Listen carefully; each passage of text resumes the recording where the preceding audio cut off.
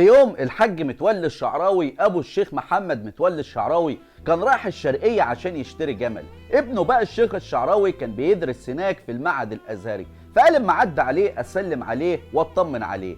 الشيخ الشعراوي بقى كان ساكن مع صاحبه حسن امام في بيت واحده اسمها الحاجه ام فتحيه.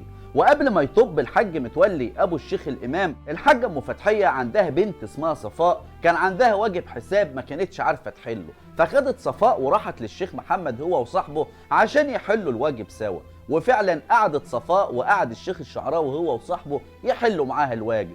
هوب يطب مين؟ يطب ابوه الحاج متولي الشعراوي، عشان اول ما يخشوا قبل ما يقول سلام عليكم يبص لابنه ويقول له مين البت دي يا امين؟ امين ده كان اسم الشيخ الشعراوي في العيله، عشان الشيخ الشعراوي يقول له ده صفاء. قال له صفاء دي تطلع مين يا امين؟ قال له بنت الحاج ام احمد. قال له مين ام احمد ديت يا امين؟ قال له صاحبه البيت. قال له ماشي يا امين، وخد بعضه الحاج متولي ورجع على بلدهم في الدقهليه.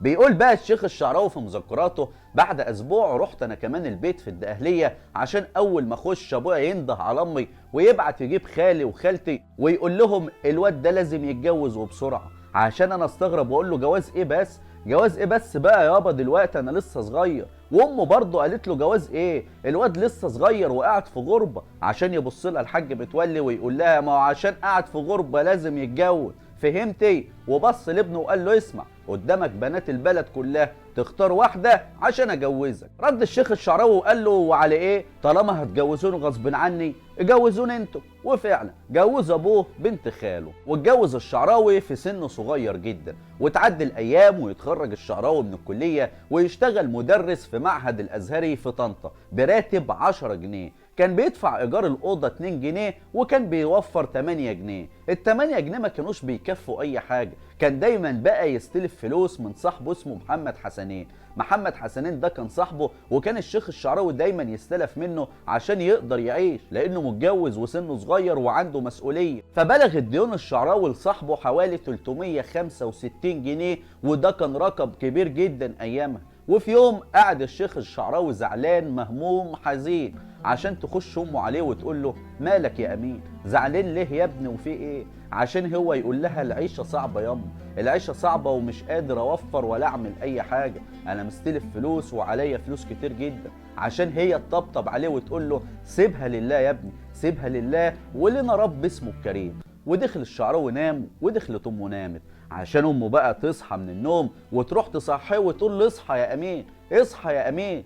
هو يقول لها في ايه ياما في ايه؟ قالت له يا ابني انا شفت لك رؤيه حلوه قوي، شفتك شايل قفه مليانه فلوس وجاي بيها. عشان الشعراوي يضحك ويقول لها هي الفلوس برضه ياما بتتحط في قفه؟ هي بقى زعلت وتقول له يعني انا هكدب عليك في الرؤيه يا امين؟ يبوس دماغها ويقول لها لا والله ما قصدي، حقك عليا. وتمر الايام ويسافر الشيخ الشعراوي اعاره في السعوديه وياخد امه معاه. وفي السعوديه كانوا بيقبضوا 3 شهور مقدم وبياخدوا سكن 3 شهور مقدم. ولما الشعراوي راح عشان يقبض ال6 شهور دول، الفلوس في السعوديه ايامها كانت دايما فلوس نقديه وعملات معدنيه. فالفلوس ديت بيبص الشيخ الشعراوي لقاهم حاطين الفلوس ديت في قفه، شال القفه وراح لامه وقال لها شفتي القفه هيت والفلوس في قلبها، فاكره الرؤيه اللي كنت شفتها لي اتحققت قدامك اهي.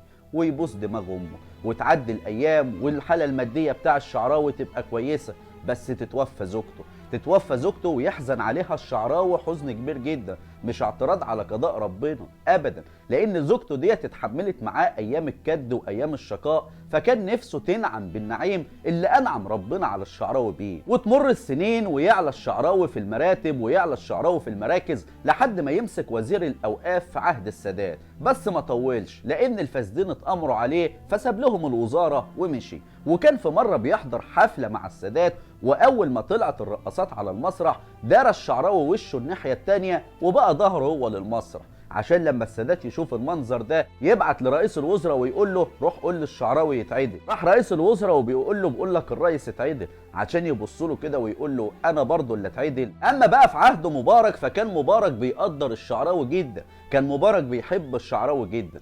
شيخ الازهر ايامها جه عدل النصوص الدينيه وقللها قدام النصوص المدنيه، فالامر ده زعل الامام الشعراوي جدا، عشان مبارك يتصل بشيخ الازهر ويقول له عدلوا المناهج زي ما يحب الشيخ الشعراوي. الشيخ احمد عمر هاشم كان ماسك رئاسه جامعه الازهر ايامها، يتصل بيه حسني مبارك ويقول له اعملوا المناهج زي ما الشعراوي بيقول عشان انا ما اقدرش على زعل الشعراوي. فيروح الشيخ احمد عمر هاشم مع شيخ الازهر ويروحوا للشعراوي ويعدلوا المناهج زي ما حب الشعراوي. فرحم الله الامام محمد متولي الشعراوي، ادعوا له بالرحمه واعمل شير للفيديو ده عشان ينتشر والناس تعرف مين هو امام الدعاه محمد متولي الشعراوي. واشوفك في قصه جديده.